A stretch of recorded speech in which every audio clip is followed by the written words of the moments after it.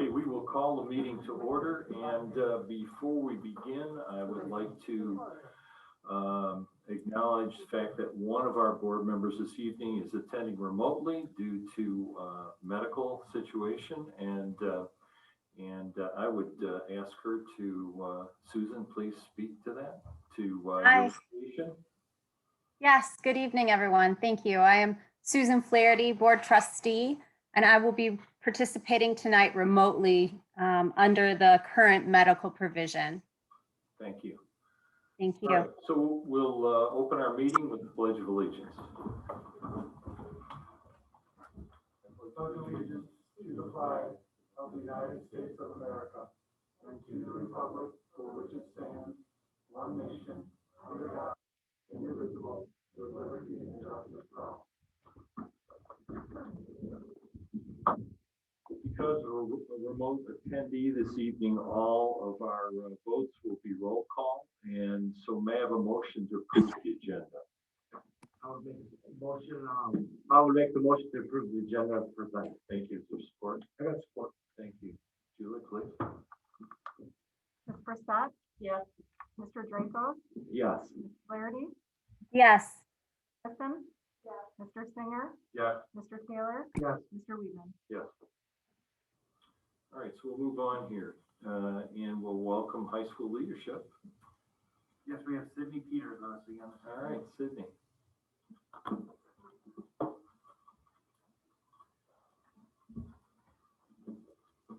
Alright, hi everybody, my name is Sydney and I'm here from Lake Orion's Executive Board just to give some updates on what we've been up to in term 4 so far.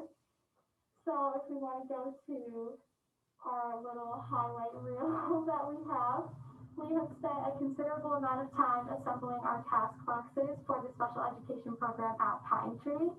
We have had our first sources of strength lesson. We, in honor of Earth Day, participated in a Lake Orion High School campus cleanup, and then we've also done our best to get in some team bonding activities. We really have a goal of getting everyone in the class to know everyone else's name, so we've been working towards that with our team bonding. Alright, so here's some pictures of us working on our task boxes. This project was extremely time-consuming, but well worth it in the end. We are so happy to help out the special education program in any way that we can. Alright, so this was one of our team bonding activities that we participated in. It looks a little weird, but we had one student stand on one side and another student stand on the other side of the tarp. So we would drop the tarp and the two students would compete to see who could say the other's name first. It was a great way to learn names and introduce students to those they might not already know, and it also got quite a few laughs as well. Alright, so here's some pictures from our Earth Day cleanup. We divided students into different sections of the entire Lake Orion High School campus, including Scripps Road, the baseball and softball fields, and the parking lot. Having them pick up trash. We really feel passionately about making the plant a better place than we found it, and this is just our small contribution towards that larger goal. Okay, so here's our Charity Week wrap up with all our activities officially coming to a close. We are happy to say that we contributed $1,500 to Dutton Farms this year, both through donations and fundraising, which we feel very satisfied with, especially given the restrictions placed on us by COVID-19. And then finally, to end on a more positive note, this is our new Dragons LBW TikTok account established by our Communications and Public Relations Officer, Padoya. We want to reach out to Lake Orion students through a fun, trendy, and entertaining platform to spread our leadership message. And that is all I have for today, but if you have any questions, I'd be happy to let Professor know. All right. Sorry. I didn't know that was a live thing.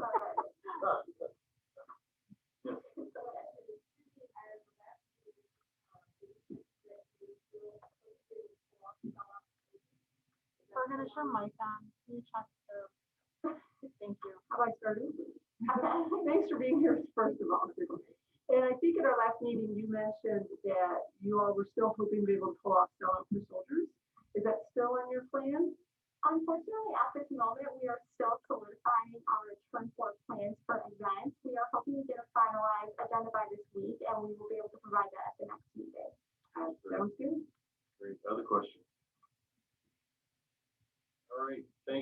all you do for our high Thank school. you so much. All right. Always good news. So we'll move to a presentation on summer school. Right. Yes, all right. Our Director of Curriculum, Gary Anderson, is going to give us a presentation on starting summer school. Welcome, Carrie. Thank you. Okay, so we will start with elementary. Elementary is going to, we did invitation only. You can go to the next one. Lou. It's still loading it. There's a lag when I'm screen sharing. I apologize. So we invited over 400 students. It's by invitation only this year. Currently, we have 226 students enrolled. And then we just invited an additional 152 students. Our focus is ELA and math.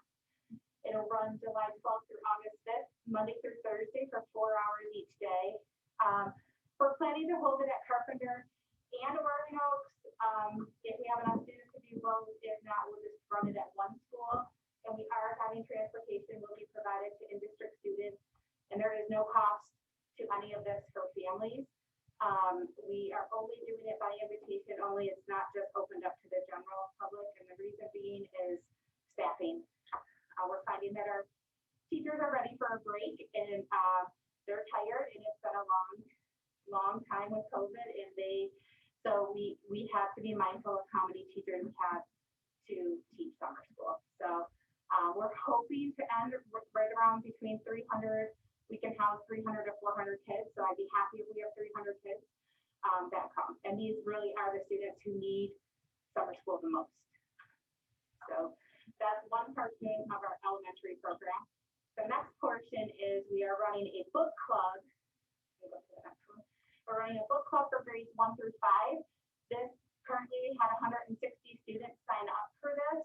There is a small fee, and that's only to cover the cost of the books. So these students will meet one time a week with a LOCS teacher, and those teachers are different than the teachers who are teaching summer school. And they'll discuss the book for about a half an hour, and they'll meet each week for 4 weeks after July 4th. And students in grades 1 through 3 will receive 4 books, and 2 through 5 or 4 and 5 will receive 2 books. They get to keep the books as well. So we're excited about that. 160 we thought was a really good turnout. We figured that was kind of our way for parents who wanted some kind of enrichment is what they could do to keep them reading. Then we are also doing summer books for our K through 3 students. We did this last spring. We purchased books that kids were able to pick up because we knew kids needed to get books in their hands after we were shut down. So we decided we were going to go ahead and invest in this again, and all students will receive K through 3, 7 to 8 books to take home for the summer, and they're their books to keep. So this is kind of a really good investment for us, and it'll be at their level. Those levels at grades 1 and 2 sometimes are really hard for parents to find at the library, so this will take care of that. Middle school, we are doing invitation only for middle school. We invited 123 students, and those students were highly recommended for summer school. And then we invited 25 students who they're required to attend, and that's because of a variety of reasons. They didn't pass 2 or more classes, so we're requiring them to attend. Again, it's free to students. Transportation will be provided. We're running this one extra week than elementary, so this will go July 12th to August 12th, and it will be located at Spring. The high school, we have 2 options for the high school. The first one is credit recovery. This is for students who need to repeat a course because they didn't pass it. This will be free to all students. It'll be through Ingenuity. This will start the week of June 21st and go through August 17th. Again, work is completed independently, but this year we will have teacher hours in person at Scripps. So any student who wants to come in and get support can, or the teacher will be available in a virtual manner through Teams to also meet with the student throughout the week. And then the next one is Credit Forward. This is a fee-based program. This is going to continue to be fee-based because these are for those kids who want to get ahead. These are the kids who want to take classes so that it opens up other classes in their schedule for in-person. So this is a fee-based program that's not changing.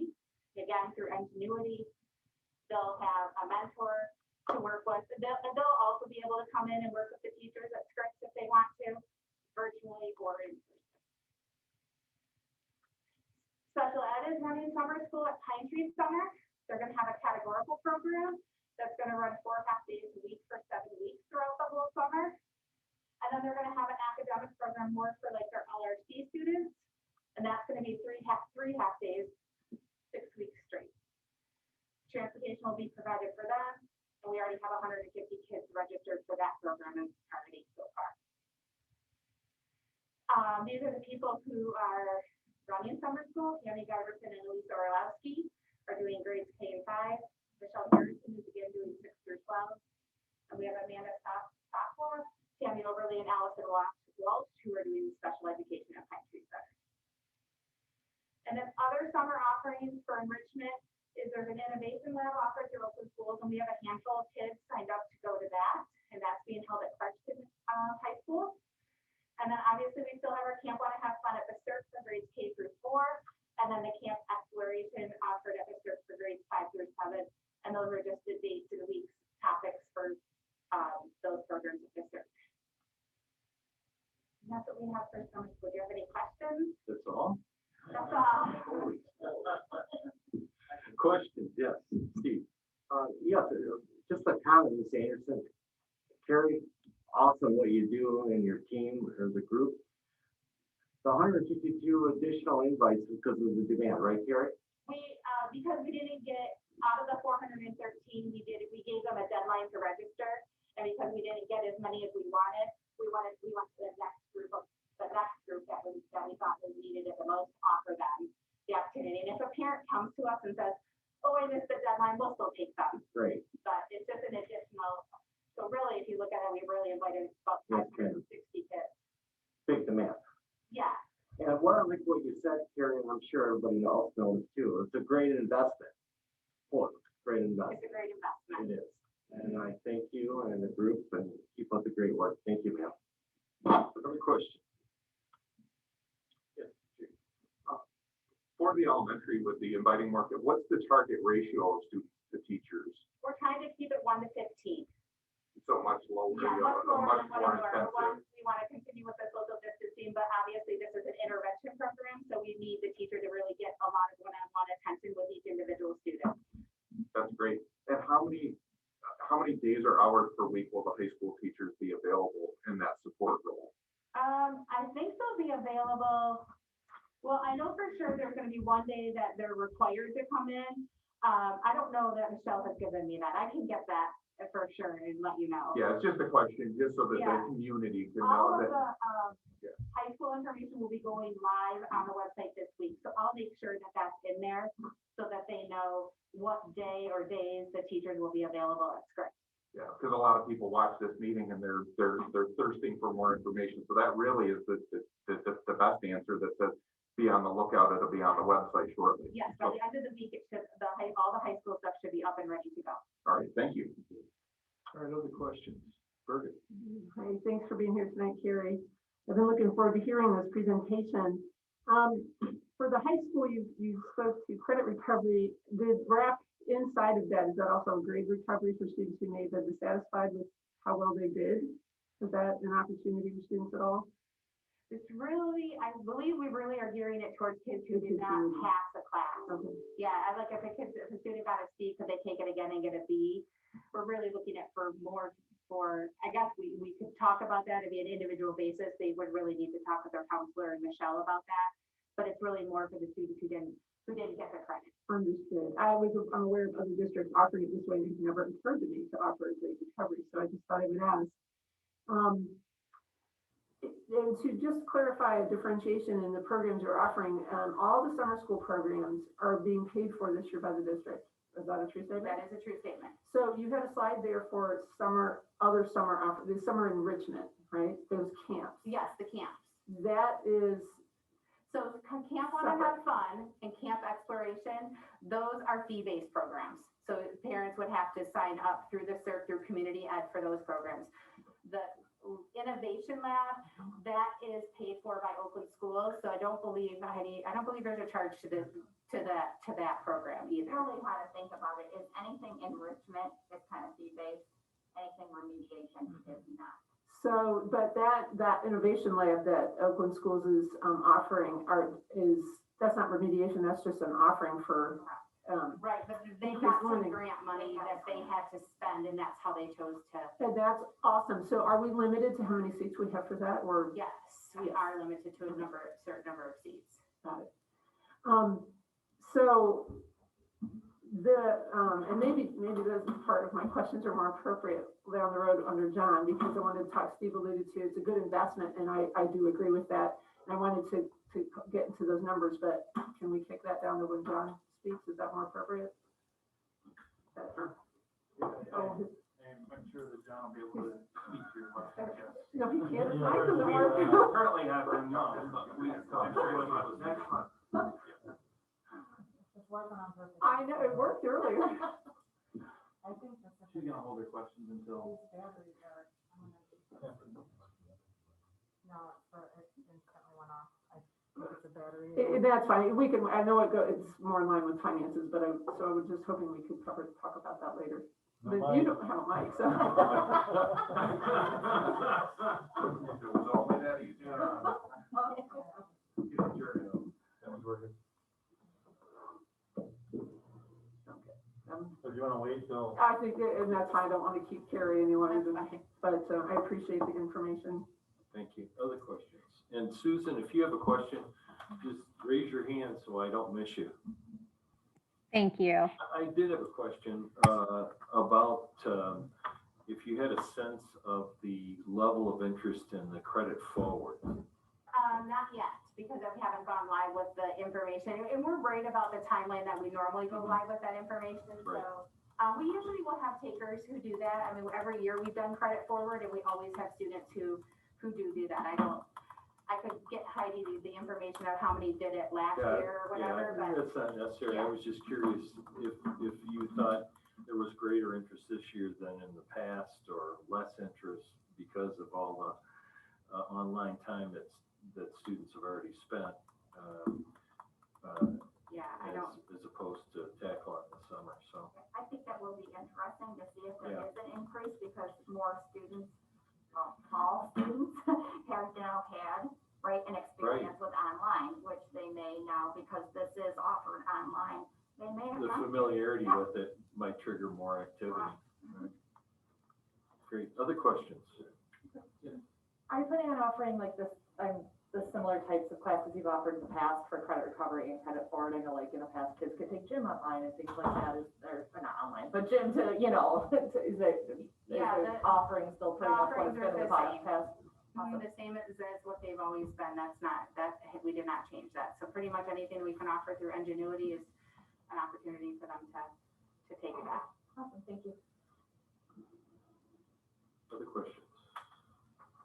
You covered it. Thank you. Carrie. Thank you for Appreciate it. having me. Thank you. All right.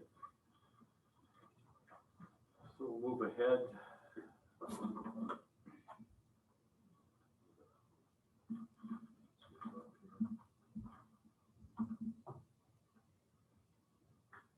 And communications update with Mark, please. Thank you, Jim. For the most part, I've been continuing to work with the Orion Living magazine, and we're honoring our Teachers of the Year, support staff. This year we really expanded the support staff of the year in every building. We've featured them on our websites. We talked at the last meeting about Tina Zach from Blanche Sims Secretary, and some of the buildings continue to honor their support staff, and that's something that HR has made a real focus this year. Honoring them as well as the teachers, because obviously this district needs so many different areas to, different people to make it run, especially this year, as we've known. So highlighting all those people has been great. You'll see some of them, different people highlighted it within our presentation later, the learning highlights. For the most part, every department's had different things going on, so I've been supporting a lot of them, a lot of these online forums and things. I've been assisting, teaching, learning, and human resources with that, and some of the COVID discussions as well. So, are there any questions? Thank you. All right. Thank you, Mark. So we'll move to public participation.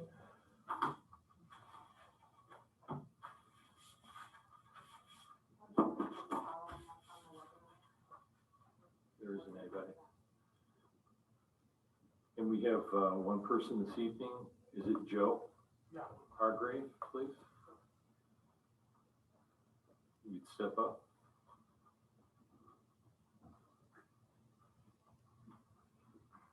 How you guys doing?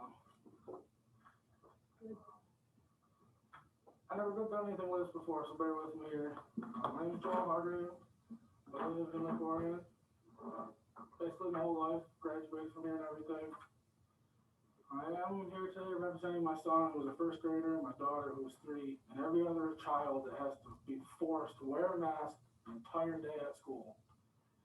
What was supposed to be 15 days to flatten the curve has turned into over a year now. We've all been dealing with these facts of COVID. It's turned everyone's lives upside down. Everybody's had to deal with something. People lost jobs, businesses closed. People had to teach their kids at home while working. Kids have to sit at home. You know, the virus has a 99% survival rate. As of a few weeks ago, maybe about 3 weeks ago, the numbers I got from the CDC, people under the age of 20 are 99.997% likely to survive without treatment. That's virtually every kid that goes to school, 20 and under.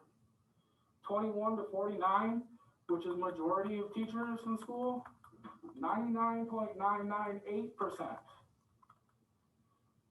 Ages 50 to 69 goes up a little more, 99.5. Ages 70 and up is 95%. That's the danger zone, 70 and older. There's zero reason to be forcing these kids to wear masks all day. Looks like we finally were getting in the right direction. Schools are starting to open back up. And our wonderful governor has come down with a mandate for 2 to 4-year-olds to wear a mask all day. What purpose does that serve other than hurting my child who's still developing? Her lungs are tiny. The second she puts that mask on, it's 20% less oxygen per breath. Within 5 minutes of having a mask on your face and nose all day, within 5 minutes, you're already inhaling dangerous levels of CO2.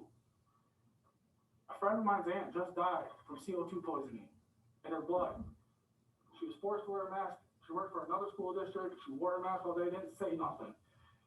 There's a law in the books that says OSHA is supposed to come down and test you. When your employer wants you to wear a mask all day, OSHA is supposed to come and test you, test your environment, analyze everything, and then tell you which mask you're supposed to wear properly and how to take care for it and how to properly wear it.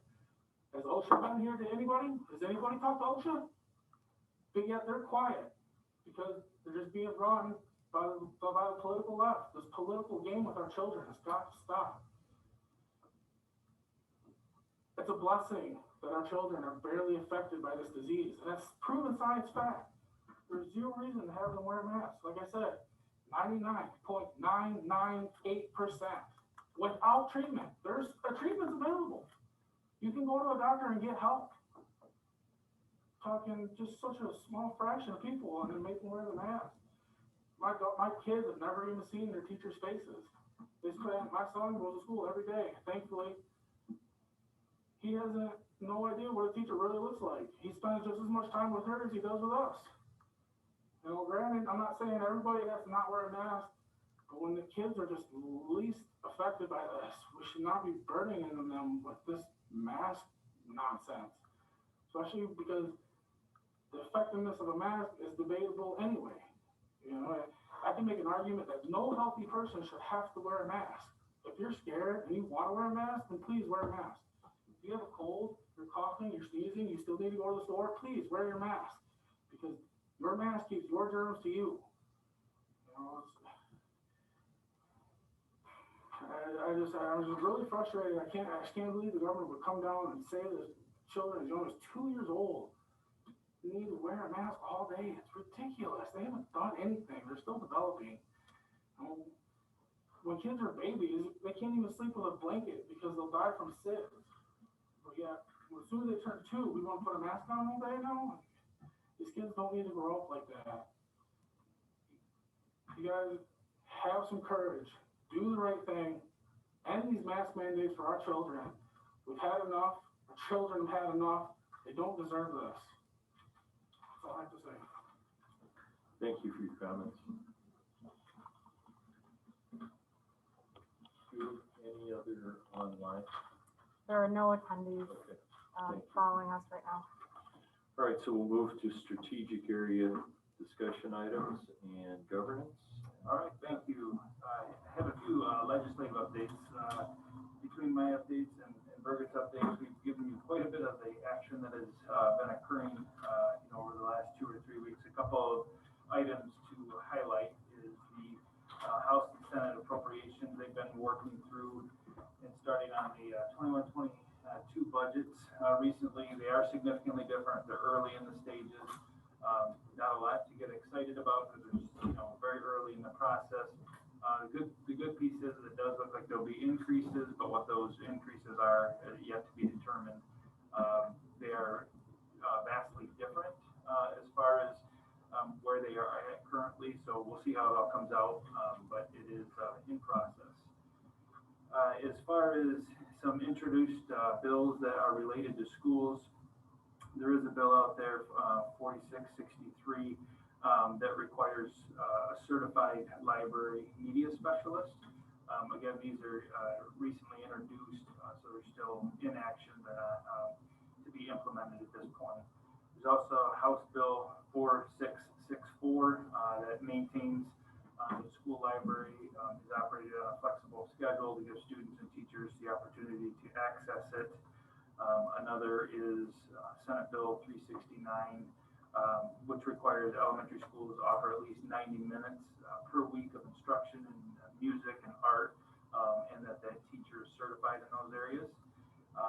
Another that we'll be paying attention to is Senate Bill 374, and that is the bill that allows for stop arm camera systems on school buses. And a related bill, Senate Bill 377, actually provides a $500 fine for an individual who fails to stop per school bus. So we'll be curious to see how those progress. We know those have been tragic issues in some communities.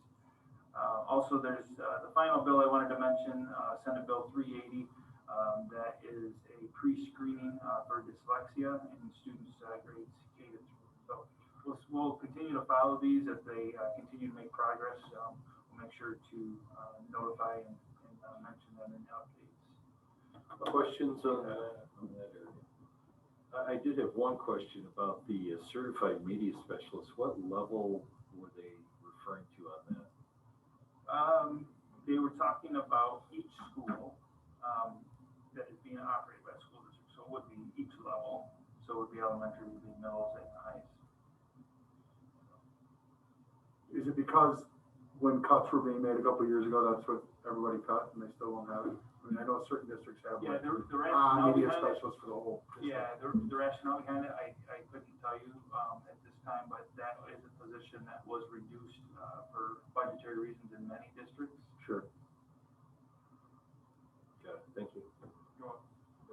Before we move on, can I throw in something else that I know I let Ben know that I was going to say something about this, but I wanted to bring attention to my fellow board members for legislation for SB 335. It was brought to the floor by Jim Runstad. It's sitting in committee and he's trying to get it moved forward. This week, the OCSBA Board of Directors sent out a letter of support for this. I believe the Oakland County Superintendents Association is also in support of this.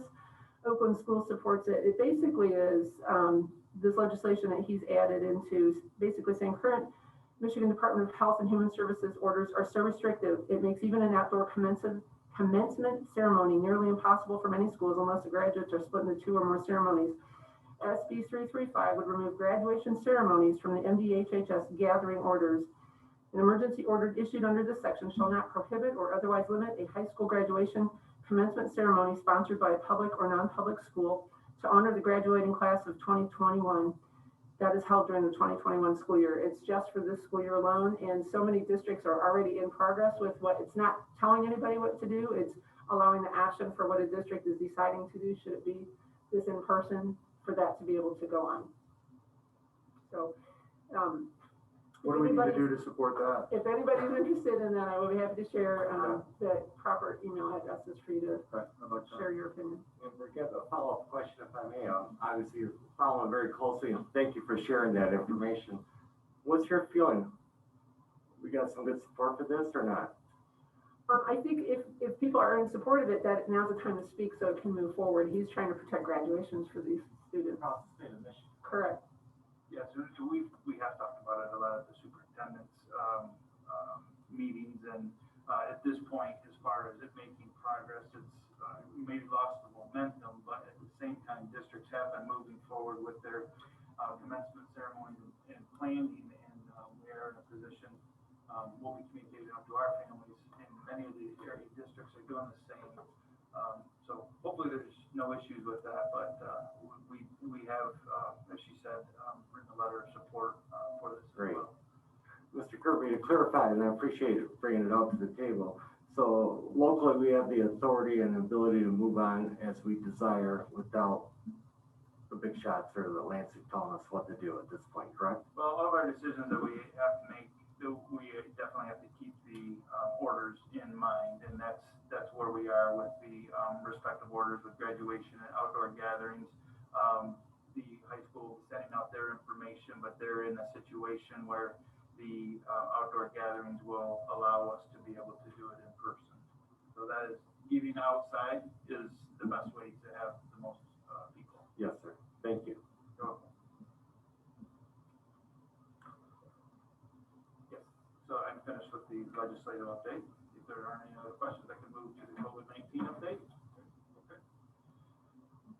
Which, as you know, we did the extended COVID-19 plan last time, which is much more comprehensive. There's, there haven't been changes to recommend. Just quickly, I just really want to mention, thanks to all of our staff, and I know I continue to say that, but these times are incredibly difficult, on all of us, those in the classroom, those in offices, and and every day is different. Everybody's having to be flexible, and quite frankly, it's exhausting on everybody that's in education. So I'm very thankful for our staff. We do have staff appreciation is coming up, and I encourage everybody to recognize those individuals that are making the difference in our students' lives. Also want to say thanks to the families. It's just been, as we've heard, via emails, public comment, but it's just been taxing on everybody, and the families have had to continue to be flexible. They're going through a lot as well, and we'll continue to support. And it's just been very uncomfortable for many people, and so we do recognize that, and we will continue to support. On the next slide, again, these slides are very consistent with what I've been using all along. So I've continued to capture all of the COVID data, and you can see in the district COVID-19 data, the last number is a green number, it's 98.3. Again, that's out of 10,000, so 98.3 cases out of 10,000 is where we currently are. Again, that's a high number compared to where we were a few months ago, but certainly as we went through that spike, you can see we were at 120, 127. So it has dropped in the COVID data that I continue to track in our area zip codes.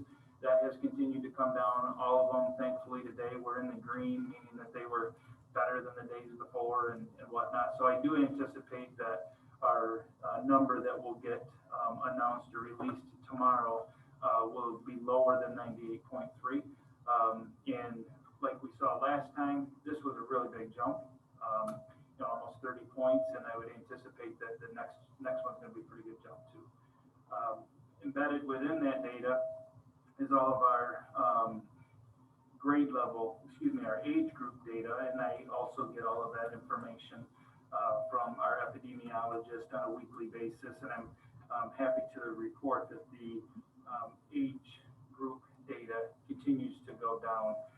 For example, our students that are ages 5 to 9, there are currently 8 cases in the district boundaries. A week ago, was reporting there was 15. The 10 to 13-year-olds have stayed about the same, and the high school age students, the 14 to 18, about a week ago, they were at 37, and today they're at 24. So we can see, we're seeing some positives there. So I wanted to make sure to share that information with you. Then the last piece on this slide, the positivity rate, it has dropped. That's Oakland County's positivity rate, 11.1. That's as of 4/25, which is the most current data as of this afternoon.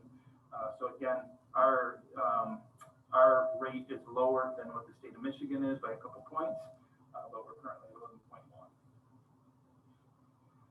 As far as other data, additional data here, the pieces that I'll talk to are the green.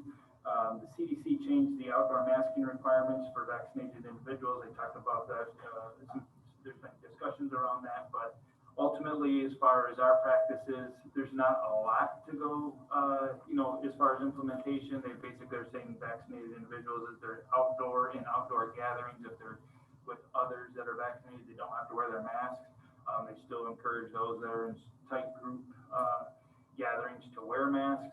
But again, as far as practice within the school district, it doesn't really impact us a whole lot, other than those that are watching outdoor activities and things like that.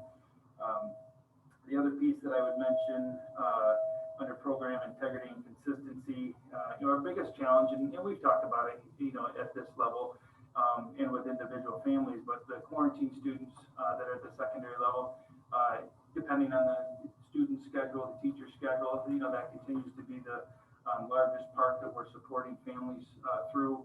Oftentimes they just need help getting to what's the next step. Now my child is quarantined, what do I do now? So we continue to work with families on that. We have currently 7 elementary classrooms flipped based on COVID positives within classrooms. Again, that means that the teacher and all of the students are learning virtually online together as a cohort. So we have 7 classrooms currently. I just wanted to make sure to share that. As far as the other district experiences, our experiences, the information we're getting from OCHD, there really haven't been any changes as far as recommendations. But again, I can't emphasize enough what our staff is doing every single day is really, really hard work. People kind of forget about it because now it's going. And then, I don't want to use the word smoothly, but it's going.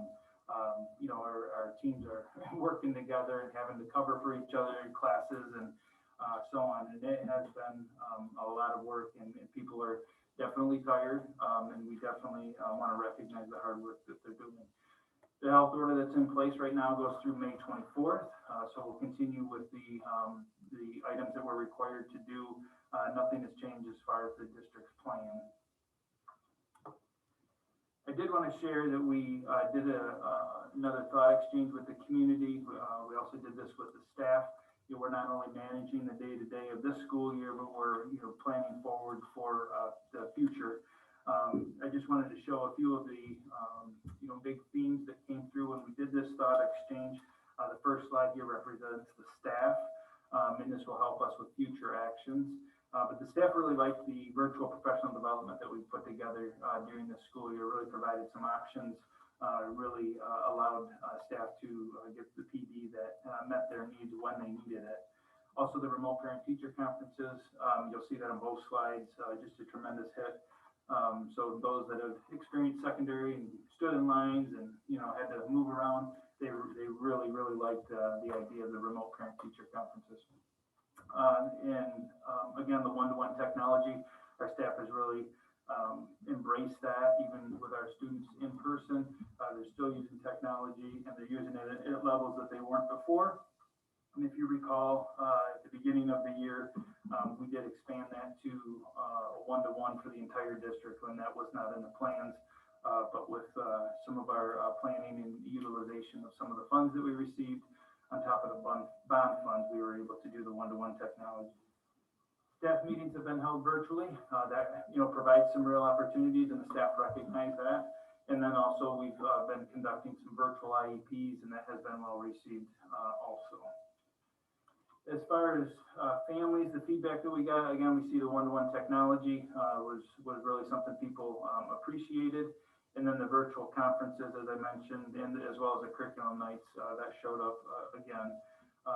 Elementary seesaw, there was a lot of comments about that, and they looked at that as maybe a potential in the future if their child was sick, that maybe this is an avenue where they can get to work a little bit more expeditiously than what they would in the past with our past practices. And then also comments about maybe this is a way to help kids continue their learning during snow days. And then lastly, the last bullet point there was a lot of appreciation and interest in the late start for the high school. I know that the district has looked at the idea of a later start at the high school. It's something that research supports. It has constraints, it has benefits, and that's something that families have brought up.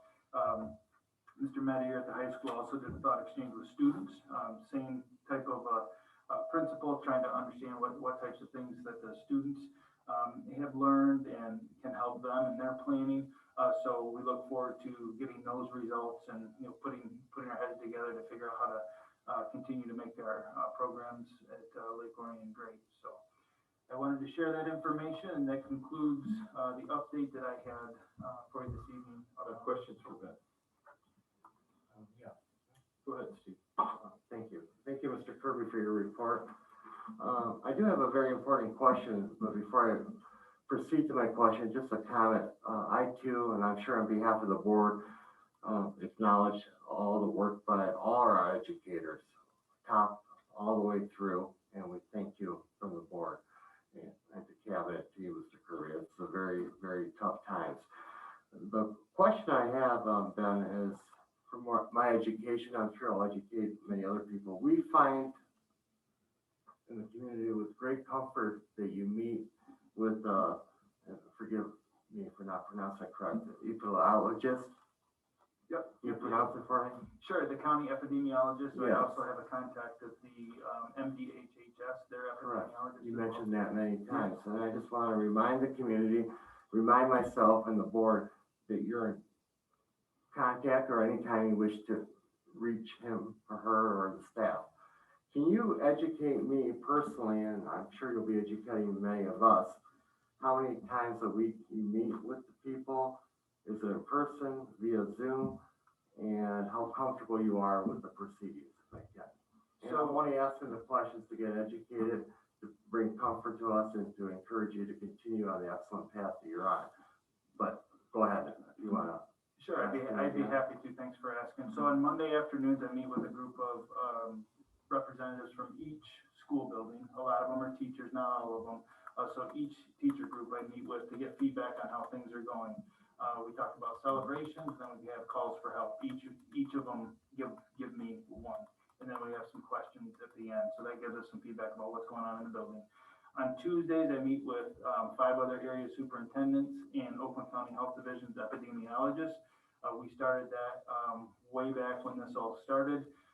She meets with us. That's where I get the individual grade span numbers. I get that from her, but we meet on Tuesdays.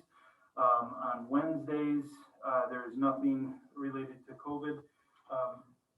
Unless I'm missing something, I don't think there is. But then on Thursdays, I meet with local medical professionals, which include social workers, counselors. I've reached out to medical doctors. They've had input as well. An individual that works with the hospitals, and they give us some feedback about the patients that they're seeing, what they're dealing with. We talk about our programs, how to support kids. And then also on Thursday afternoon, I also meet with the Oakland County Health Division and the superintendents, and that's the 28 superintendents in Oakland County Health Division. Again, the epidemiologist is there, and they have 3 other people there. They continue to give us guidance, answer our questions. All of those are in person. Cabinet and I meet every Monday morning. COVID is, usually quite a topic, and we kind of go through. Frankly, on the weekends, we take the phone calls from the principals. They have these positive cases. What do we do? And our principals have been great. Assistant principals have been great through all this, but we continue to be listening ears to try to help them with the operational challenges that they face. But primarily, it's been virtual, other than us being in buildings and watching things go and assisting in those types of things. I don't think I missed any groups that I meet with today. Okay, it's just kind of become routine now. Thank you for that clarification and comfort to everybody. Thank you, sir. Thank you. Other questions for Ben? Question. So we're testing 800 to 900 athletes every week, correct? Yes. Okay. Yes. So across Oakland County, that would be thousands of athletes, yet our numbers are dropping. So that's very encouraging to me, just, you know, to see our numbers are dropping and we're testing Correct. thousands. So that's awesome to hear. If I could, we've tested, you know, over 1,500 tests or athletes, and we've had 4 positives. That's awesome. That's our data. Right. And then the thought exchange was interesting. Is there any thought, and then I think you touched on a little bit too, sending it out to the students, which I know we've talked about in the past, like, you know, especially the secondary students. And I know you guys are working very hard behind the scenes for next year. Is there thought to send out almost like a second thought exchange to say, okay, we know, you know, what you all think are positives, but are there things we can improve on? Because I know I've said it in the past, COVID sadly is not going anywhere, and you know, we're probably facing quarantines and things of that, you know, next school year, if we're realistic. Sure. So, could you talk a little bit about that, like kind of what you guys are doing and, you know, behind the scenes that we don't always see and the public definitely doesn't see to kind of address, and you've said it, you know, that's our biggest challenge, right, is the quarantine students. So could you speak a little bit to that? Well, there was a lot there, so if Yes. I don't speak to what it is you need me to, definitely mention it. But human nature is to share what's not going well. So we haven't had to really ask much, right? So if it's not going well, you know, we all know, and we're working to try to mitigate whatever the issue is and assist. And yes, we keep track of that so that we can continue to come up with strategies and look at where we were at the very beginning with what we were doing with, you know, quarantine students to where we are now. It's much better. Even in the fourth quarter, we've done some things at the high school that we weren't doing before, meaning that time at the beginning of the day, providing some opportunities for students to connect directly. So we continue to make those changes. We've had some staffing policies that we had in place, and recognize that if we made some adjustments to those staffing policies, that it would help us with our sub situations and our remote working. And so we continue to do that. But asking people about what's going well, we have to do that to find out, you know, what to keep, because everybody's perception of what's good is different. And so that thought exchange helps us understand. There's a lot of ideas as to what people think are good, but if 1 or 2 people think it's good, it's different than if 56 think it's good. But again, we haven't had to, even when we ask for the positives, for example, in the thought exchange, people would tell us what wasn't so good. So again, it's not for us. We don't feel like there's a mystery as to what people need further assistance with. People are sharing that willingly. Awesome. And I know in the past when you've done thought exchange, you've shared like how many, you have to stop your head, or if you have it there, it doesn't matter.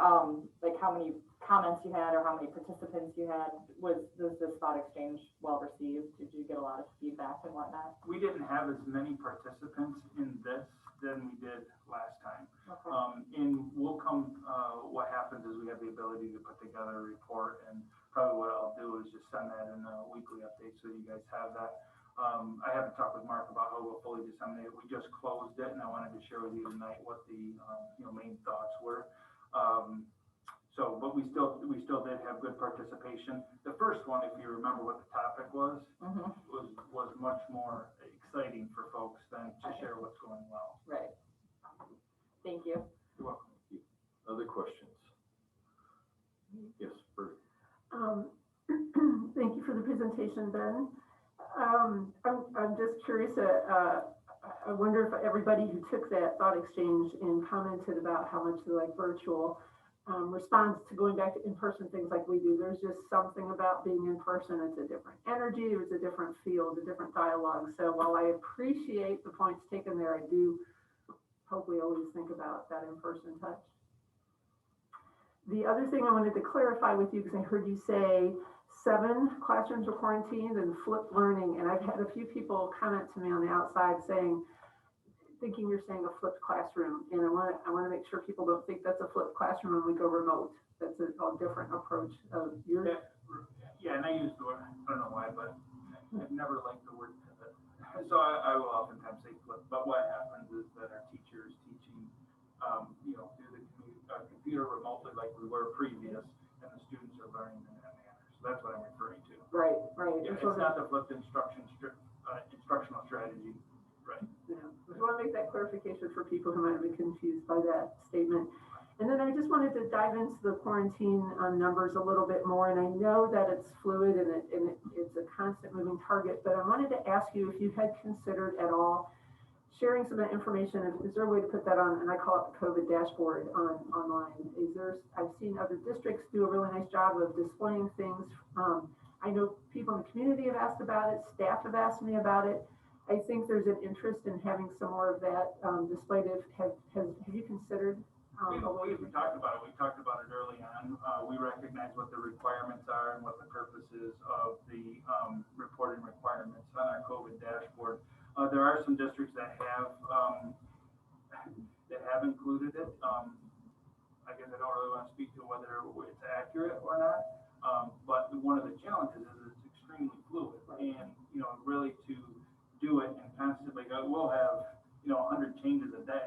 Sure. And I personally we don't have on our staff somebody where we can dedicate that they are continuously updating that. We've thought about what the value is of that, and we haven't figured out how we could prioritize that work over other work that people are doing to increase the value to the community, to schools, teachers. They have the information when it's occurring in the buildings. Those that are impacted get that information. Outside of being in the know, I don't really know what the value is to continue to put that. As far as our quarantines, I mean, they have gone down for sure. I think last time we met, we were at almost 700 quarantines for students. We're at 471 as of yesterday. 490 as of today. 10 staff members yesterday, 11 staff members today. We're covering classrooms well. Operationally, that's why it's important for us. But outside of that, I'm not sure what the value is. And until we see there's enough value to dedicate resources to it and take away from something else, we don't plan to move in that direction. Sure, I appreciate that you share that perspective with us, and for anybody who's interested that's watching.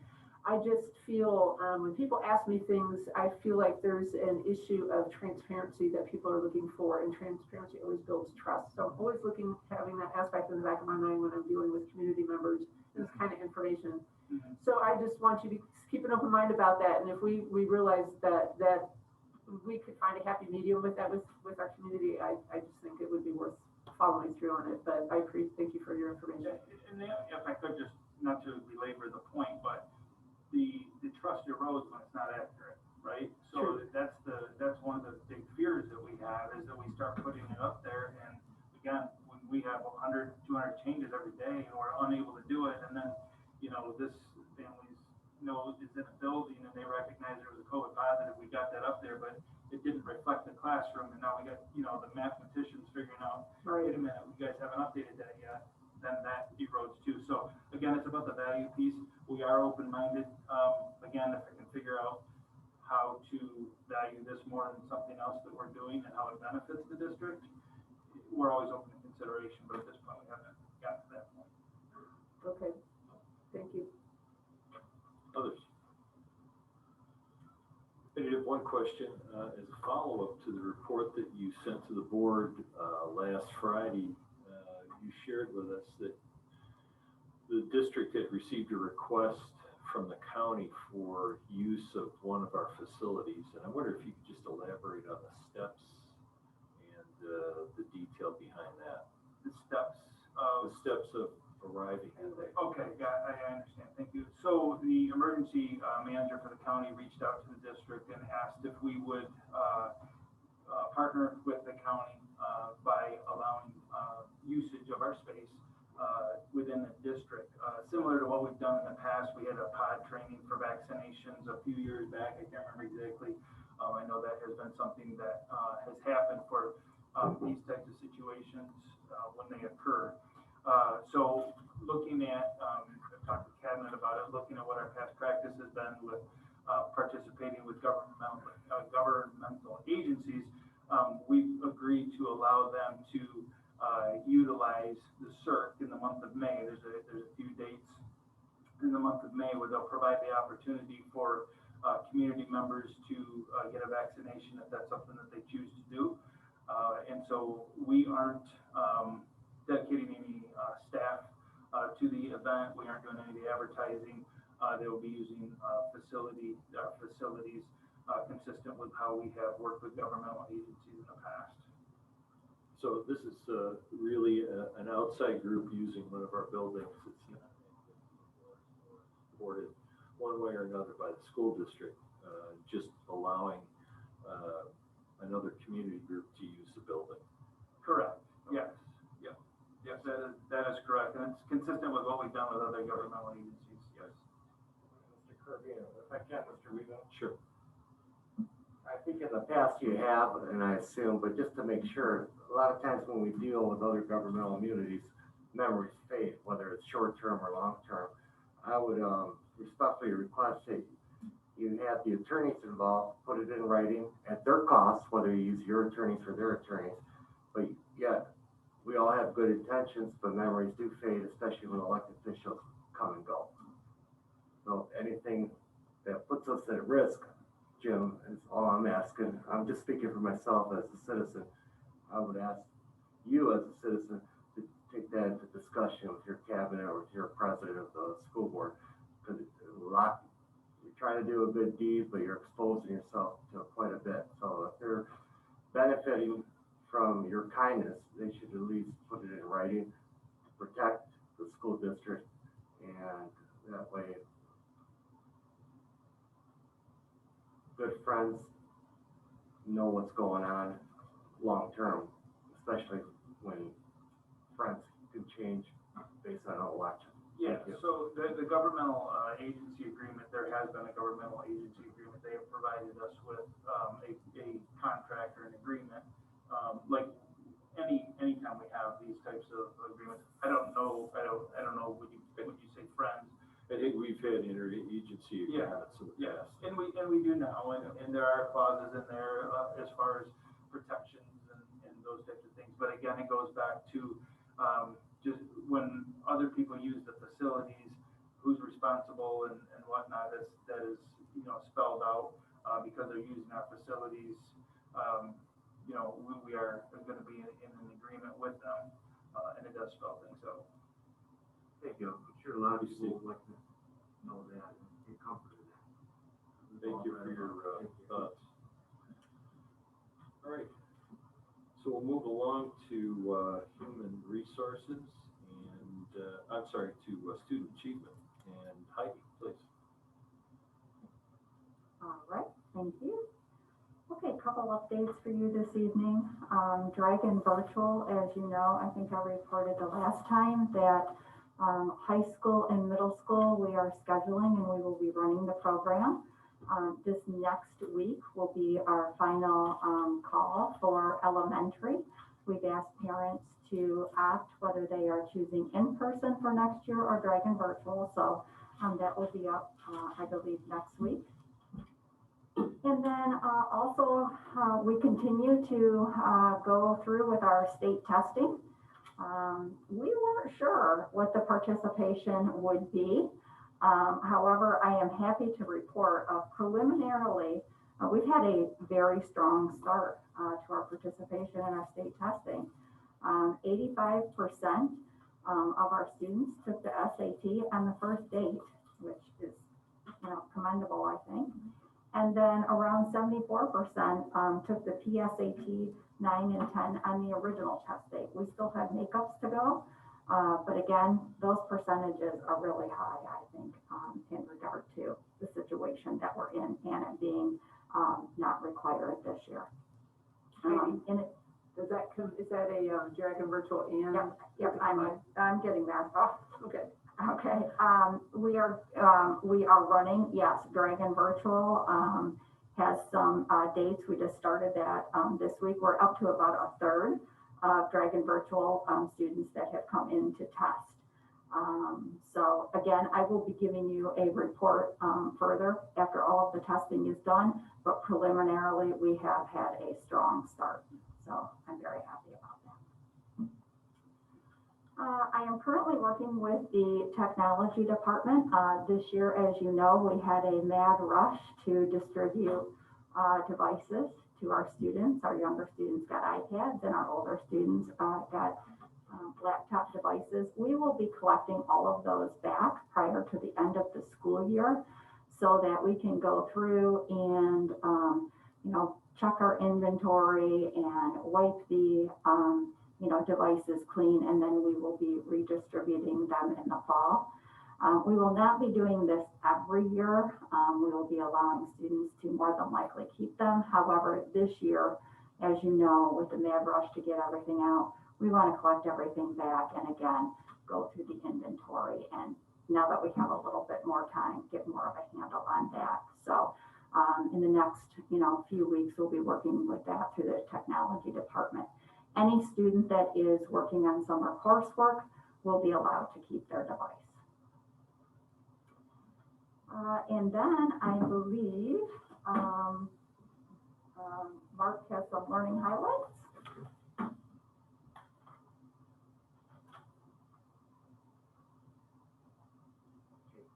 Thank you very much. Our staff has been extraordinary in how they've been working and their creativity and all the things they've done to engage students. So that's kind of a lot of the focus of these. These are learning highlights, but these are staff highlights as well, showing the different things that they're doing. So that's something to keep in mind as well. Darren Mazer he was named the Scripps Sport Person of the Year, as I was talking about before. And this is just an example of it when he was working with his social worker at Scripps and Walden, and the technology was having an issue, so he just kind of showed them a different way to do it. He just was improvising, and I think that was kind of a cool thing. We want to recognize that our teachers are not just accepting, when there's an issue, they just try to find another way. That was pretty cool. Stephen Padoya, who you guys met last spring. He was one of our great remote teachers and showing all the different things he did. He had groups creating their own parabolas to connect with vertex, focus, directrix, and equations with their picture. None of which I understand, but that's what was shared. So obviously, Stephen's one of our great teachers, and he's really found ways to engage the kids. And you see, using the whiteboards and also being, writing on the whiteboards and projecting on the screen, stuff like that. Alice and Steph, this is at Stadium Drive Elementary. She's a sports staffer, and what she's done is she's created these different, obviously you can see these take a lot of time within Stadium Drive for her to make them, but the effect on the students, is significant. There's connection, there's a positivity, there's an optimism, and I think that that's something that, really she's brought that, and, and their office staff is the one who brought this to me, and I thought that was really nice that they're recognizing the different things and the ways that students are connecting within the building and seeing the different billboards and things. Bulletin boards, sorry. Karen Greening, she posts pretty regularly. She's the family school coordinator at Carpenter, and she's really good about sharing all of the different things that they're doing and the creativity. This was second grade with music and what they've done. They explored how they are impacted by the feelings of those close to them. The interactive activities help them have a discussion about their prior knowledge.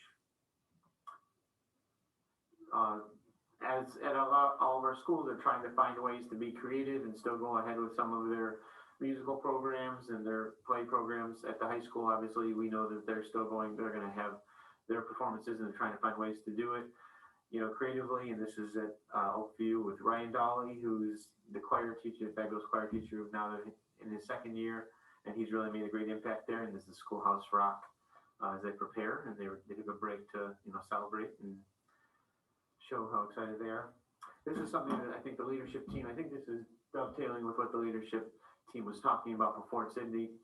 But Beth DeFranco was one of our Safe Ed representatives, and she engaged them in gardening outside as well and beautifying the school, which is really, an idea, is a great idea. Obviously, you all know that they had the green up that just happened with the Orion community, and this is on a smaller scale, but our students being involved in beautifying their own school is something that there's an engagement piece there as well. Sarah Roberts, who's a 7th grade math teacher at Oakland Middle School, she had them, and this is a math class, and they made aquariums based on customer requirements. So then they needed to convert the measurements and present to the class. So, finding a way to use that as sort of a practical real world application was kind of creative on her part.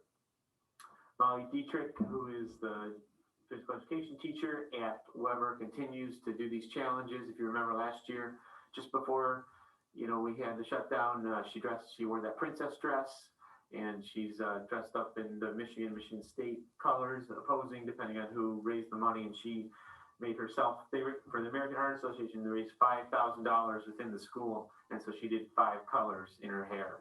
So saw her outside today when I was over at Weber. She's sporting it, so she's proud. Minnie Booker is one of our physical education teachers at Claiborne High School. Again, as we talked about, being able to adapt, you know, that they're working, they're still doing the powerlifting, but they're able to do it outside. We've got the nice weather. You know, we've seen a lot of our students, you know, especially this week as the weather was nice, you know, be outside and try to find ways to engage those classes outside. And on recess especially, they've been very, you know, enjoying being outside with their friends. Sarah Dabrowski, who was 3rd grade teacher at Stadium Drive, she did various fairy tale adaptations. They had fun reading the fun stories, and they noticed the silly changes that authors made to the story, to the traditional fairy tales.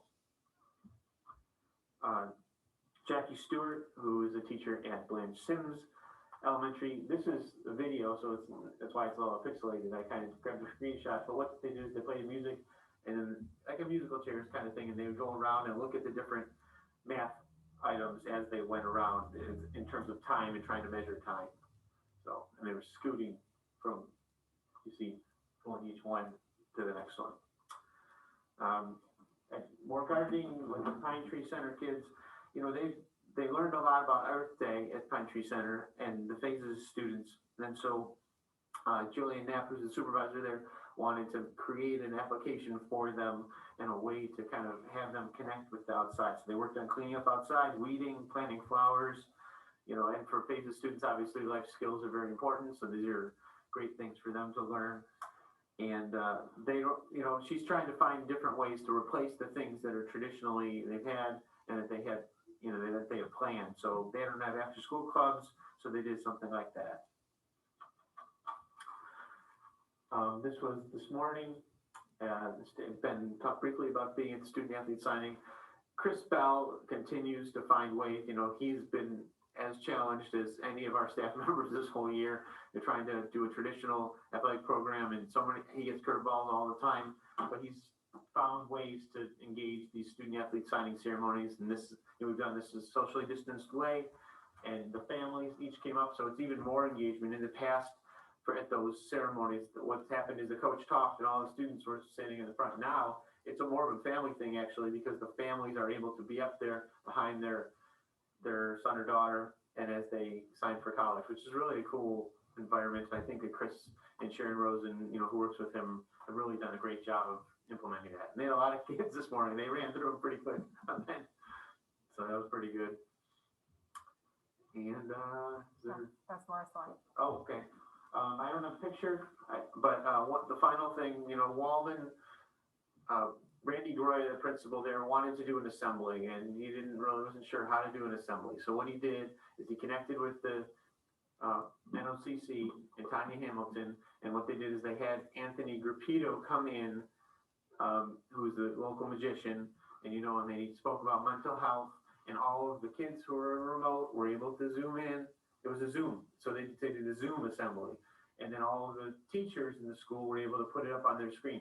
So the school, the remote students and the in-person students were all able to engage with Anthony, and Anthony, you know, he does the mental health, and he weaves it into his magic presentation. And he gives confidence to the students and everything. And it was very creative on Mr. Groyan, trying to find a way to have school be connected that way. And because assemblies, you know, are part of what the school year is. So his motivation to try to do that and be creative really was admirable, I guess. Any questions? Questions for Mark? A lot of Cool stuff. a lot of territory. Thank you. Thank you. Thank you very much. All right, thank you, Mark. I really appreciate you taking the time to put those things together, and of course, all of the staff that share those great moments with us, so it's well appreciated. Moving on to bond, we did not have any design meetings today regarding bond, but Construction obviously is continuing to happen. We are on schedule. ECC, and once you drive by, they are starting on the playground. So that is great news. Weber, you see a little bit, but the big majority is in the back of the building, which you really cannot see from the road. However, beyond the building, there is the wing that is supposed to be going on, being built. It is, I assure you, being built, and soon, within the next couple of months, we will arrange for the board to take a tour there.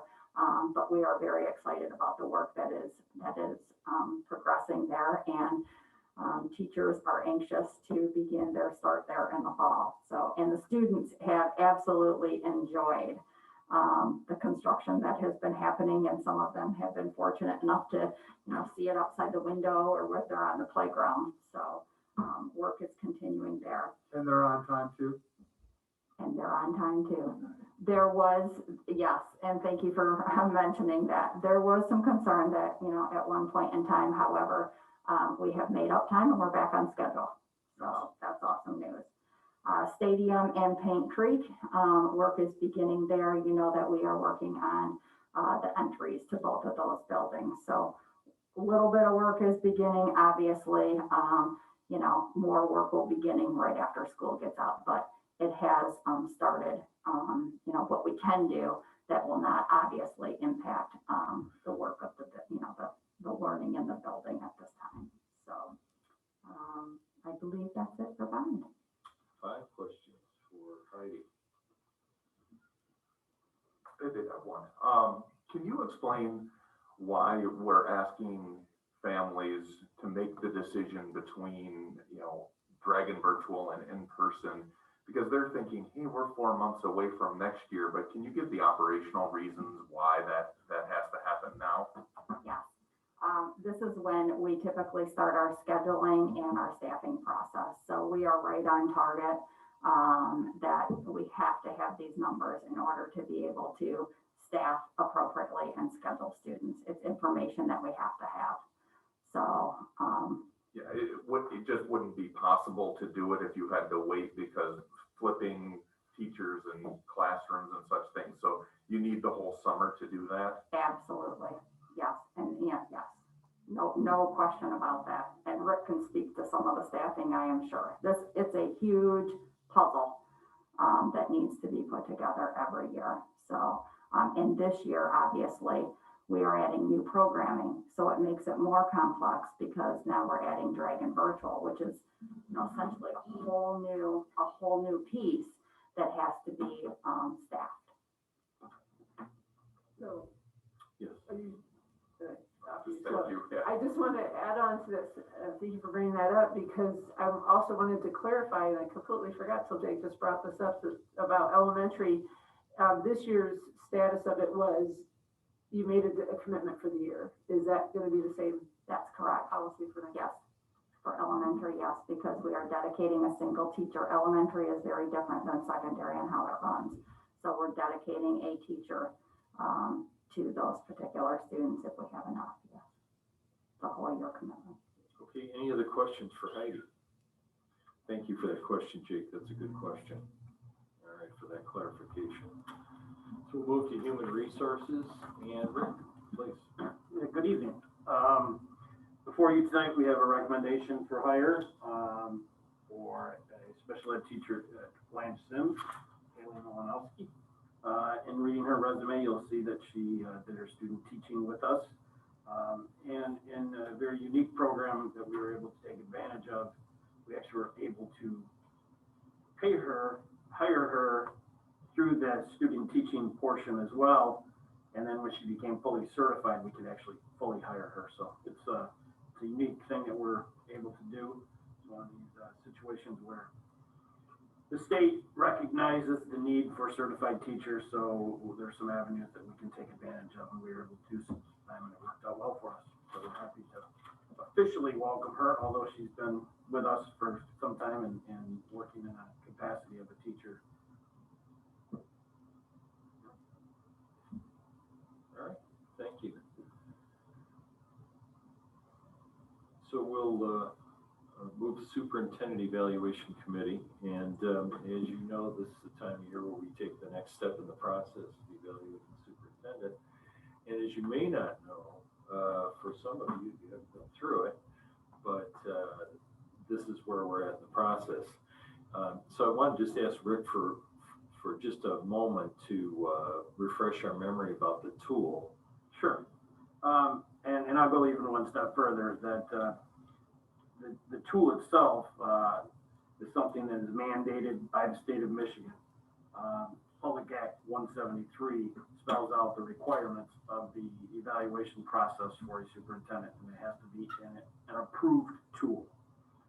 So you'll recall a couple of years back, we were utilizing a different tool, and at that time, one of the law firms who we worked with in the past, Collins and Blaha, had developed a tool that we presented to you as a board for consideration, and you liked what you saw, so we adopted that tool, and part of that has been then the ongoing training of the board.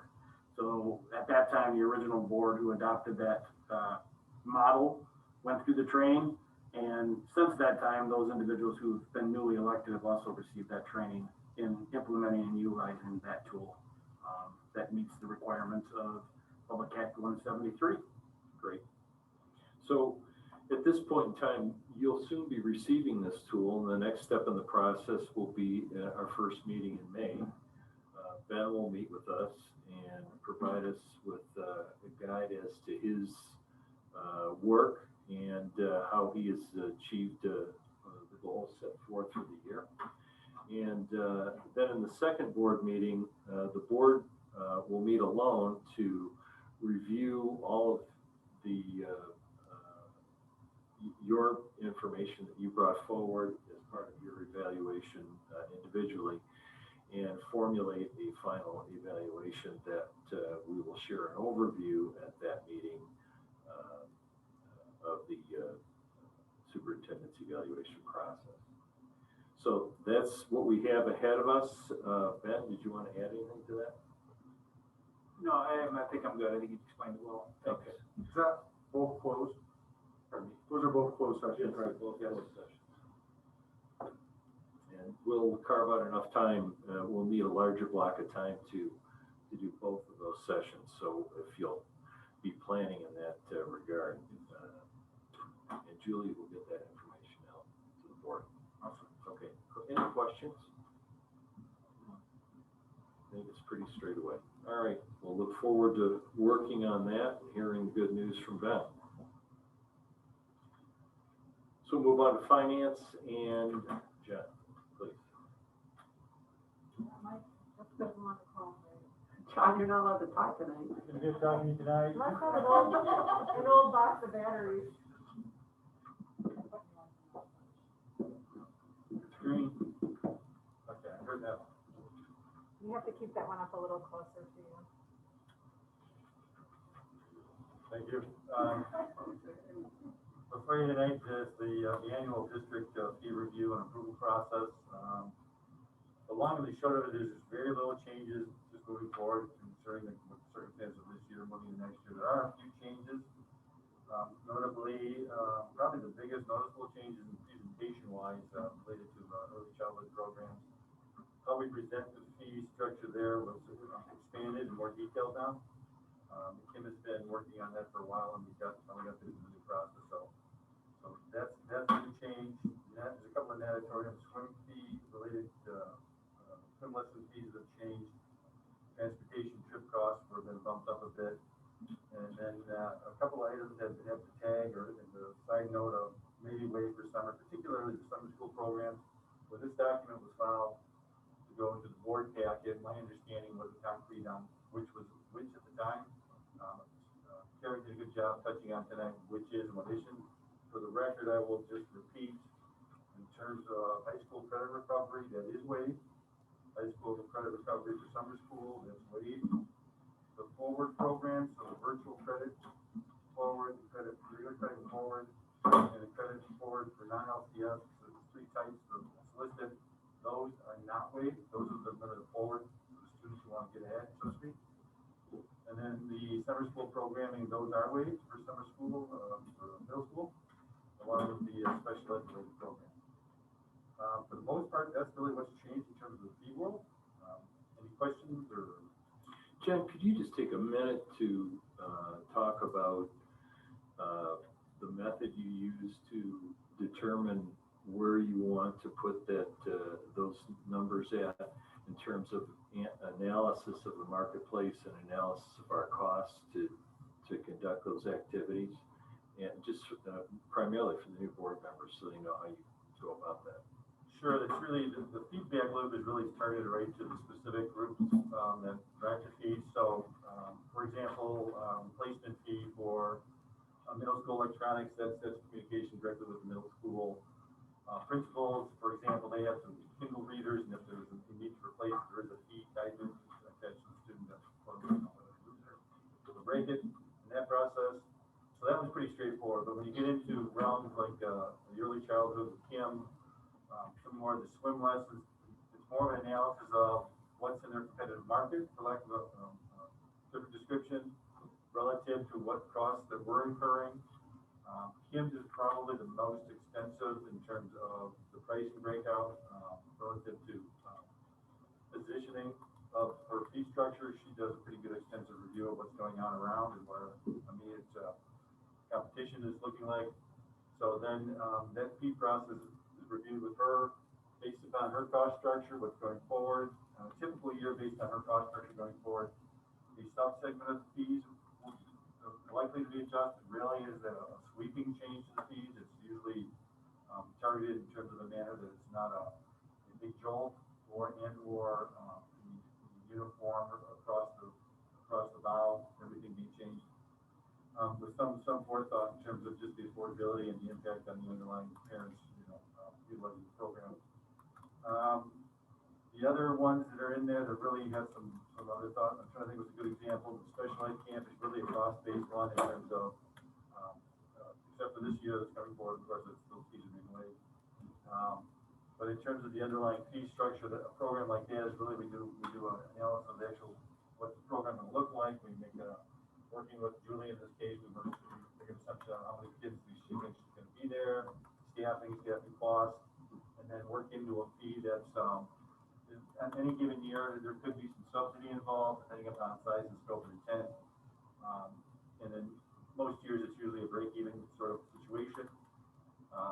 Lori McGraw's fees associated with the enrichment piece are really positioned and working with her directly. She really does a good review of what other fees are being charged locally. So it's competitive. We usually don't end up on the high range of anything or the bottom. We try to stay in the middle.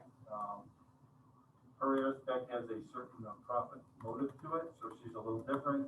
A little bit on the same with Kim's world. It's not a great profit, more of a cost recovery and enough to keep things, a reserve built up to keep things going in order to do replacement work. Food service is much more regulated. You'll see that there's fees in there that are going forward. Those are based on our existing fees on a normal year. The NDE runs the formula approach that we follow, that we're required to follow, that based upon usage and costs and associated prior year cost structure. It will generate what we have to charge for different fees. That's a normal year. This year, going forward, we've already been notified that the MDE/federal government program funding is going to be going forward for this coming year. So those are in a position at this point are going to be fully subsidized again in that process. I always say at this point because until I see the final thing is approved and distributed in writing, just to give myself that out. So, any specific questions more? Or? Questions for John about the process? I appreciate that, John. Other questions for John? John, I don't see on this list, and knowing that we've just had some new builds on this, I'm curious to know about the STEM areas that the buildings now have. Is that incorporated into a rental space area of, At this point, from our working knowledge, it's still a standard of space, and we won't be renting that forward, but you mean for use of the yes, program? is that in? To this point, to my knowledge, no, that's probably an open question that we talked to more extensively with Peggy Cabinet. Just a question. But I I wouldn't think we would not want to, because it's I was gonna be concerned if the we did that. nature of the equipment relative to, as compared to, leasing out the theater Right. or something like that. Others, Bridget? I think I'm good. Okay, all right, other questions? Okay, I think we go on to the financial report. Okay, there's also included tonight the March financial report in terms of where we're at, and of course, this year's programming costs and revenue basis. The usual couple highlights in terms of the general fund world, we recognize $4,692,200. That's just under 63% of the existing Amendment 1 budget.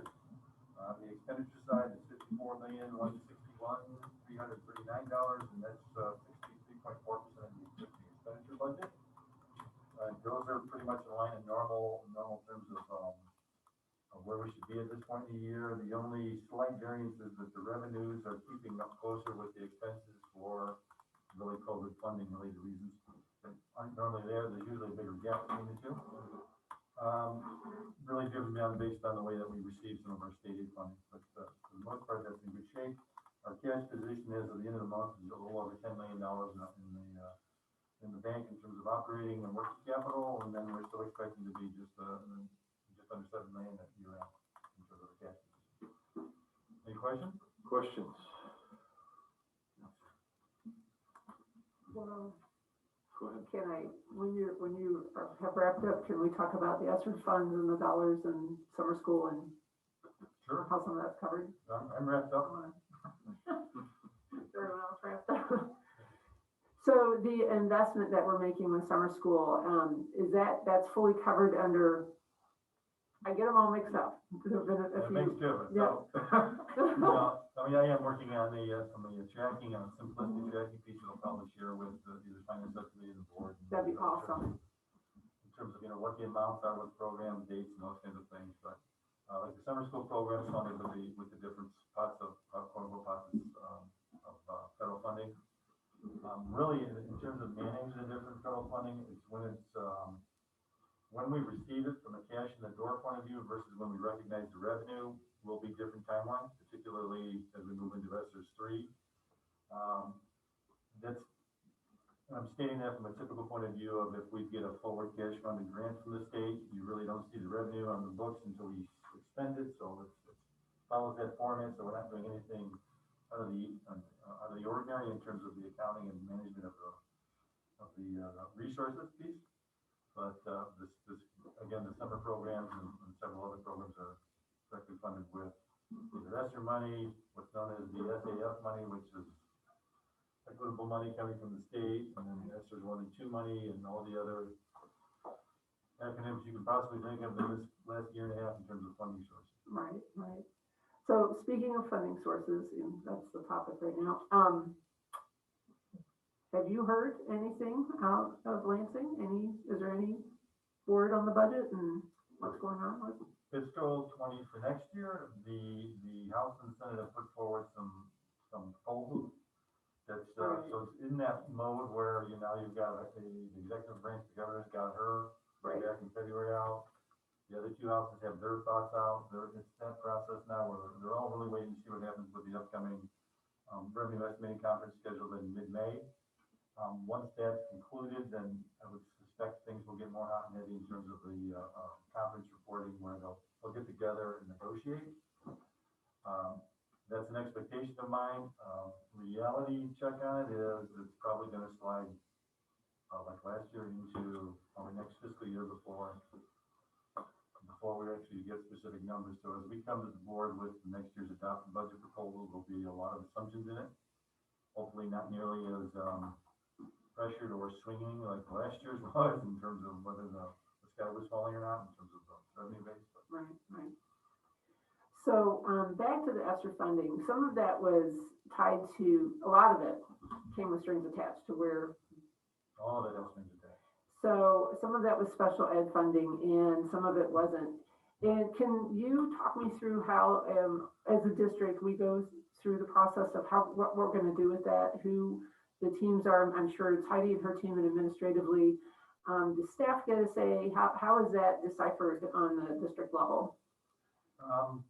To summarize the explanation of that, the different groups, particularly in high dysfunctionality of the world, where there's a feed up and communication point, and jumping in if you want, I don't want to speak to you, but from my observation of it, she works through normal change of communication and process development, program development, through Carrie and the principal group and that kind of process. When those thoughts are coalesced, we basically have a pretty extensive conversations that on and off times during the canter process. Sometimes just specific focus meetings on it. Really, a good example would be we just had to file information on what's known as the SAF money coming through and ESSERS 2, first wave of ESSERS 2. And that's a filing requirement was targeted April 15th up through the CEPI system, not to be confused with the April 23rd date in which all that information has to be loaded on the MEGS accounting system. So that whole process, to compile all the programs that's targeted as the estimated use of these funds, because we just find out what's our actual available funding, and we get a short time frame to figure out how it is. Fortunately, they do allow us maneuverability in terms of what we first upload to what we can actually use it as, in terms of if we need to make changes to the budgeting process on the next system. But that's a good example where working in conjunction of all the people just mentioned, different programs and ideas have been worked on, thought through, identifying, okay, this is estimated at this program cost, breaking out, for example, one of the things in terms of focus on Dragon virtual programming staffing costs, ideas of what that's going to be, the summer school stuff. Carrie was just talking about how many people, estimated cost, those things feed up together, they kind of coalesce, usually in a cabinet style format or specifically a cabinet meeting. And then there'll be some breakout in terms of actual doing the loading into the system. Carrie was extensively involved in this last CEPI load of the last wave in terms of the breakout of funding and how it gets communicated to the state and the MD.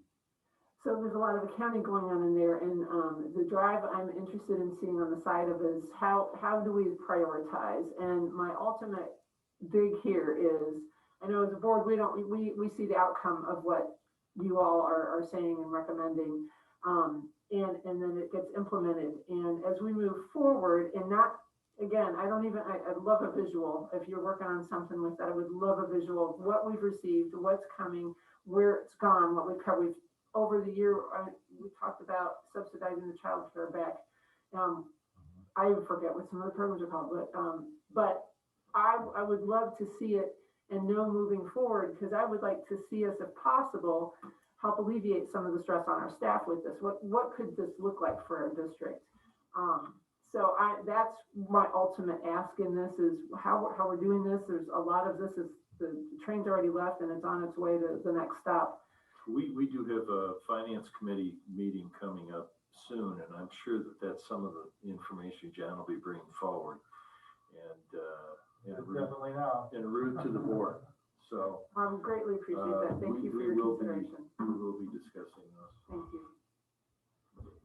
Again, I don't want to speak for Heidi's specific program, but in general, it's usually highest priority, student-oriented, driven program change, application addition, whether we're buying more equipment, safety equipment, programming changes. Those are the real drivers. It operates the same as it does every year. What we do is this time of year, we do an all-call for staff.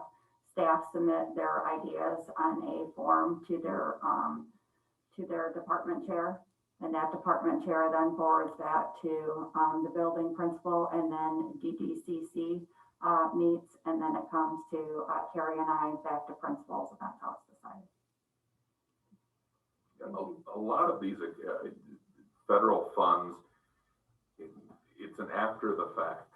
What have we already spent that qualifies? Things we might have already been spending that qualify. So one of the things that we can do as a board, the auditors are contracted directly by the board, and they do put out a request to the board members to say, is there anything specifically you'd like to focus on the audit? So I'd encourage you to say if that's something that they always have to audit that, because the auditors in certifying our financial statements make sure that we've done that. But if there's a special interest or topic you would like to see reported, be sure to put in that request, as part of when the auditors kick off the process.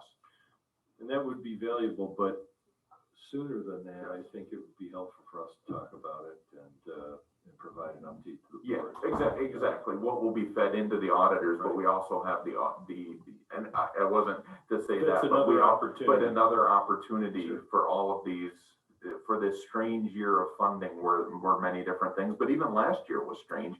And the auditors had to, they explained to us in detail of how they look at those programs to make sure, because, they're putting, they have to certify that. So we'll be sure to make sure to look at that over the next few months. There. Yep. That's a good idea, Jake. Okay. Other questions? Did you have any others? I'm done, thank you very Okay. much. Any other questions? I don't want to miss you, Susan. Question? Okay. All right. So we'll move along. You good, John? All set. All right, thank you. So we'll move on to action items. May I have a motion to approve the consent agenda? I move to approve the following consent agenda items. Approve minutes from the April 14th, 2021 regular meeting and closed session. Out-of-state overnight field trip requests for the middle school cadet bands to Chicago, Illinois, May 13th through the 14th of 2022. Thank you. Is there support? Support.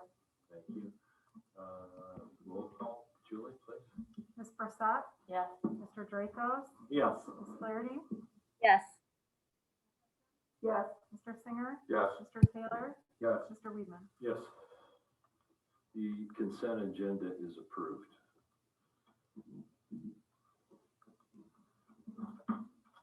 We have a motion to approve certified new hire. I move to approve a certified new hire as presented. Thank you. Is there support? Support. Thank you. Julie, please. Ms. Barset, Yes. Mr. Dracos, Yes. Ms. Flaherty, Yes. Ms. McQuiston, yes, Mr. Singer, Yes. Mr. Taylor, Yes. Mr. Weedman. Yes. Motion to approve new hire is approved, and welcome in a new role to Haley.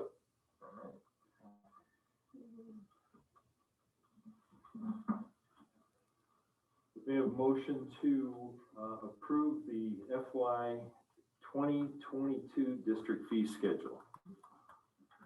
I move that we approve the district fee schedule for 2021-2022 school year as presented. Thank you. Is there support? Support. Thank you. Julie, please. Ms. Barset, Yes. Mr. Dracos, Yes. Ms. Flaherty, Yes. Ms. McQuiston, Yes, Mr. Singer, Yes. Mr. Taylor, Yes. Mr. Weedman. Yes. The fiscal year 2022 district fee schedule is approved. So we'll move to recap and next steps. Ben?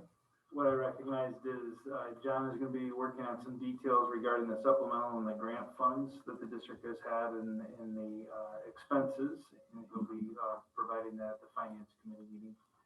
Other than that, I didn't have anything further. Great, thank you. All right, closing comments. Rick, please. Nothing this evening. Thank All you. right, Heidi? Thank you. Jeff? Nothing further. I just wanted to mention, congratulations to Birgit. Birgit has accomplished the Master Platinum Award, which means that she's completed levels 1, 2, 3, 4, and 5, total of 19 advanced credits. 19 advanced classes with a minimum of 813 credits, education credits through MASB. And she's really working to improve her leadership skills. So congratulations to Birgit. Just wanted to mention, really busy time of year. We're wrapping things up. You heard about all the summer programming planning that's going on and all the planning for next year. And again, next week is staff appreciation, and our staff continues to inspire students every day, and we want to make sure that they understand how appreciated they are. Thank you. Thank you, Ben. So let's start with Susan. We've neglected her all night. I know it's difficult to participate remotely like this, so I'd like to thank my fellow board members and Julie for all your help in allowing me to do that today. I appreciate it. And I'm sure the board members will make all the comments that I've wanted to. They have throughout the evening already tonight, but definitely want to reiterate my thanks in advance of Staff Appreciation next week. Definitely, we are very blessed with having the best staff in the Lake Orion School District, and we couldn't do what we do without them. So we'd like to extend my thank you for that. Thank you, Susan. Thank you, Jim. Many prayers to many people that need our prayers this past week. Number 2, write this down. Many thoughts of thanks have always been going out to our people that are privileged to be employed at an educational facility. But I guarantee you, I can only speak for many people. I'd say 99.9% of our population. Many thoughts of thanks are always thought for you, for our teachers, our cabinet, everybody involved in the educational system, everybody. Yet we don't take the time to verbalize it, and I wish to verbalize that here tonight. Thank you from everybody. Thank you, Jeff. Thank you, Steve. Jake? Yeah, I want to welcome Haley, our new employee. Thank you to Carrie for coming and making the presentation and the whole team for putting the program together.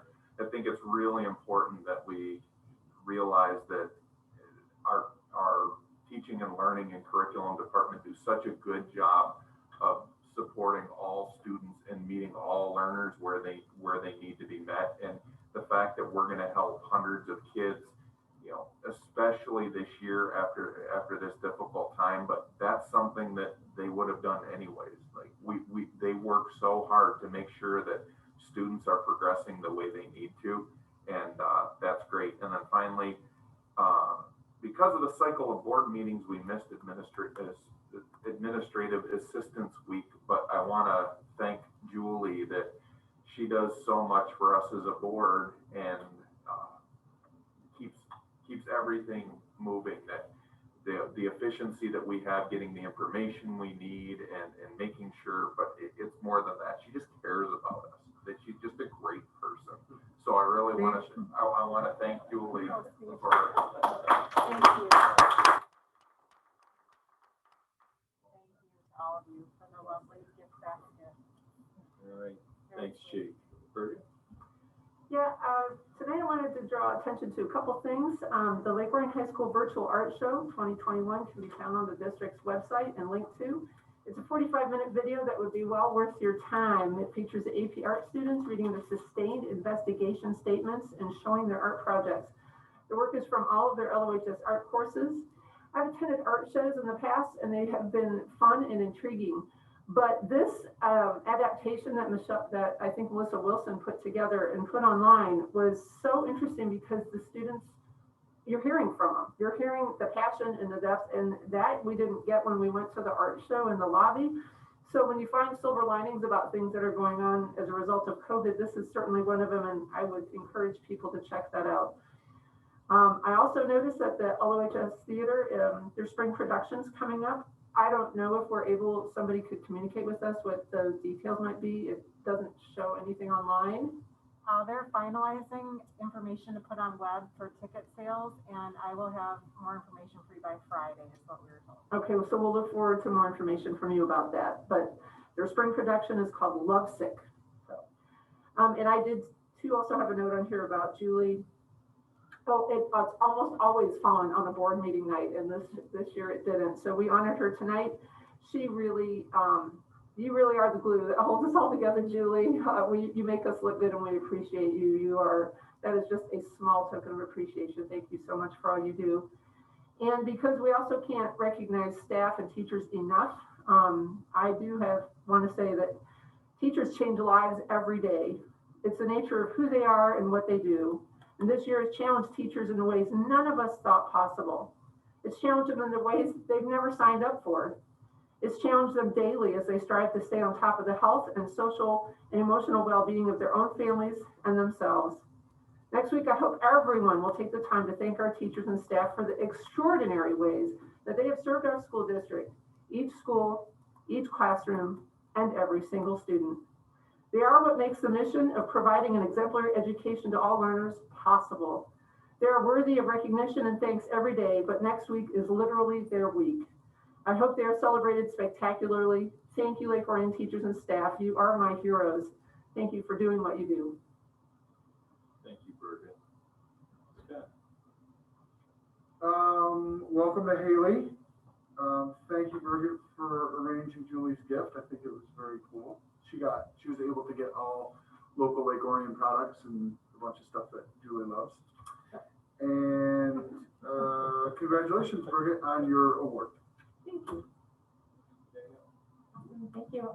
Just a huge thank you, of course, to Julie.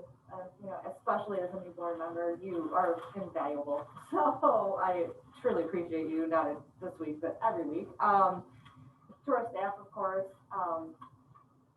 you know, with summer school coming up, the staff that are stepping up, I mean, despite the fact that they have just worked their tails off and they're still stepping up every day, you know, to get the kids where we need to be, you know, I can't express my gratitude enough. So thank you. Thank you. And I too would like to express my appreciation to Julie for all the things she does to keep us on the straight and narrow and organized and in the right place at the right time. And it is an invaluable ingredient to the sport's success. So thank you very much. And it's another example of great teams are comprised of great role players that complement one another. And that's exactly what we have in Lake Orion, and we're very, very fortunate to have that. And so I too would extend my thanks to each and every role player who complements another role player that ultimately makes it successful for all of the families in this district. So on that note, thank you and good evening.